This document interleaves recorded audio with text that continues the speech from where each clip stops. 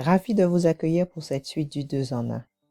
Mensonge par amour. Pour la petite histoire, ce roman est un cadeau. Il est plus ancien, il date de 2006 et il a été réédité en 2011. Il accompagne un autre roman très captivant, Dans les bras de Raphaël Cruz, que je vous recommande. Voyez mes commentaires après ma précédente vidéo. Alors, Mensonge par amour. C'est un couple qui s'aime mais n'a pas encore révélé cet amour, cette relation à leurs proches. Lui est avocat, elle interprète. Pour une fois, le bonhomme n'est pas immensément riche. Il y a une raison à cela. Ce n'est que temporaire. Il veut officialiser la relation en faisant la connaissance de la famille de sa compagne. On ne sait pour quelle raison elle n'est pas prête à ça, à faire à ce que la famille et son compagnon se rencontrent. Mais leur relation n'ira pas plus loin. Impossible d'aller plus loin. Parce qu'elle se voit confrontée à un chantage, se sacrifier pour éviter la prison à son frère. On lit avec plaisir une grande scène dramatique de séparation. Comment briser le cœur de celui qu'on aime pour l'obliger à vous oublier. C'est assez captivant et rythmé. J'ai failli passer une nuit blanche. Le temps passe en années et les retrouvailles ont lieu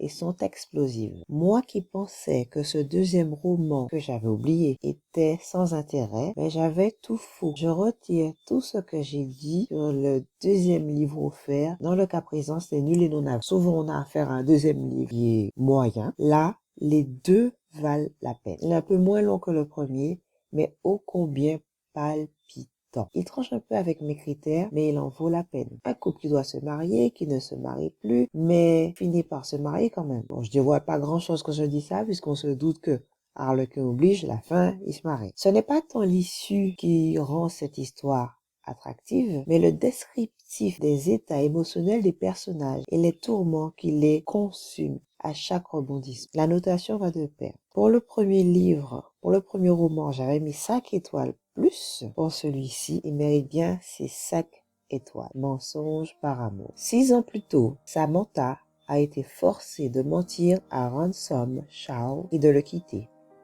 alors qu'elle l'aimait passionnément, pour épouser un homme âgé et richissime. Mais aujourd'hui, point de suspension. Alors, pour vous mettre un peu l'eau à la bouche, le prochain ne sera pas un Harlequin. De mémoire, je peux vous dire qu'il m'avait tenu en haleine. Le temps que je relise, mais je suis déjà impatiente de le commencer, de le recommencer. Allez, ciao, ciao.